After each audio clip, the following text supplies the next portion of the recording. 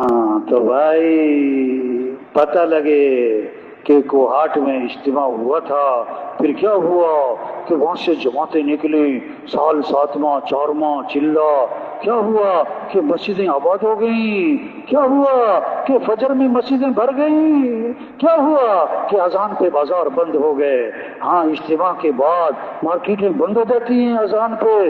वहाँ सदर साहब जो है ना कमेटी के, उन्होंने उन्होंने उन्होंने इजलास बुलाया। अपनी कमेटी अपनी अपनी अपनी मार्केट की जो उनको बुलाया और उनसे बात की कि देखो भी अजान पे हमारा बाजार बंद होना चाहिए। हाँ, इज्तिमा हुआ था। हाँ, कोहाट में मस्जिदें आबाद हो गई हैं। वहाँ मामला बड़े साफ सुथरे। वहाँ की जेलें क्या होती जा रही हैं? खाली। वहाँ कचहरियों का रश क्या हो रहा है? कम होता जा रहा है। और मस्जिदों में रश, बोलो भाई, जेल बनती है 1000 के लिए, कितने आते हैं? 4000। मस्जिद बनती है 1000 के लिए, कितने आते हैं? 100। तो जब मस्जिदें बेआबाद होंगी तो जेलें, बोलो भाई, अगर मस्जिदें आबाद हो जाएं तो जेलें, मस्जिदें आबाद हो जाएं तो कचहरियां। हाँ, मसलों का हल दीन है। दीन के बगैर कोई मसले हल नहीं होंगे। और दीन आएगा इस दावत की मेहनत से।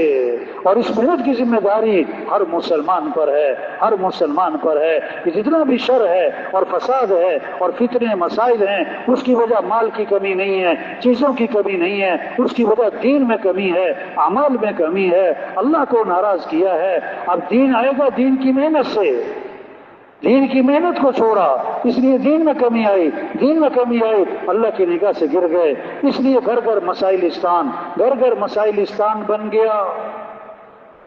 हाँ, कीकर का दरख्त लगा के आम का इंतजार करना जहालत, पानी पे लकीरें खींचना बेवकूफी, रेत पे दीवार खड़ी करना नादानी की बात, छत पे ऊँट तलाश करना हमाकत है।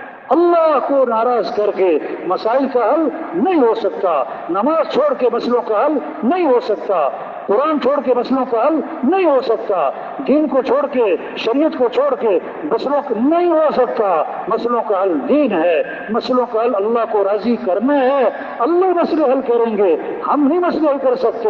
हुकूमतें मसले हल नहीं कर सकती। कोई हुकूमतों से मुतालबा नहीं करता। हुकूमत को चाहिए कि मुल्क से गर्मी खत्म करे। कोई दावा नहीं करता हम हुकूमत में आकर मुल्क से गर्मी खत्म करेंगे। सब मानते हैं ये अल्लाह का निजाम है। गर्मी का निजाम, सर्दी का निजाम, बारिशों का निजाम, दिन रात का निजाम, चांद का बढ़ना घटना, ये अल्लाह का निजाम है। किसी का दखल नहीं। हालात बनाना ये भी अल्लाह का काम है। अल्लाह हालात बनाए, कोई बिगाड़ नहीं सकता।